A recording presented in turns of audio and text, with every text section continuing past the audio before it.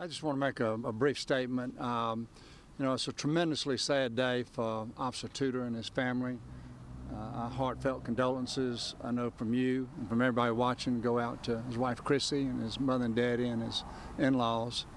It's also a sad day for the Mobile Police Department, who've in less than a year's time have lost one of their own.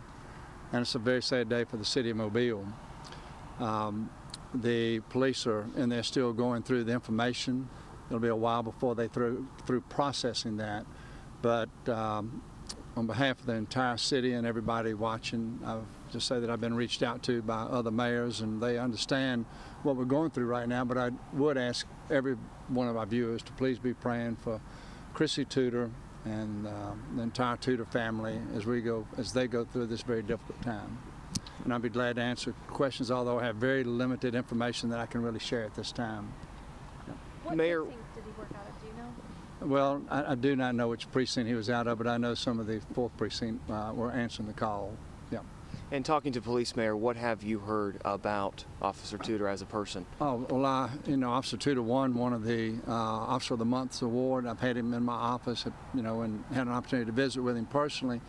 And he has been on the department almost 3 years. I think he actually started in March of 2016, graduating in July, thereabouts, of 2016, and was really on a fast track and a very aspiring officer and one that was destined to do great things. Yeah. You posted a picture with you and Officer Tuder. Yeah, that was the Officer of the Month that we did that. Was he so sweet that day, so appreciative? You know, he's 30 years old, and I've got children from 30 to 40, and yeah. Mayor, what can you say about the circumstances of the shooting? Well, really, I think it's real premature and probably not my place to say that. I think it's really up to the police to, as they piece this together. It needs to come from them and not something that maybe I've heard second or third hand. They've got to verify everything, so it's going to be best coming from them. And they should be out here in a little while to be able to, you know, follow up on your questions. And I saw you riding in the procession earlier today. Yes. I mean, this is the second time in less than a year that you've had to be part of one of those. Yeah. It's got to be very emotional. Well, it is. You know, when you think about running for mayor, and this kind of thing just doesn't cross your mind that you may be involved with something like this. Yes, it is very emotional. Yeah. As ordinary citizens, what can we do to slow down the tide of senseless gun violence in?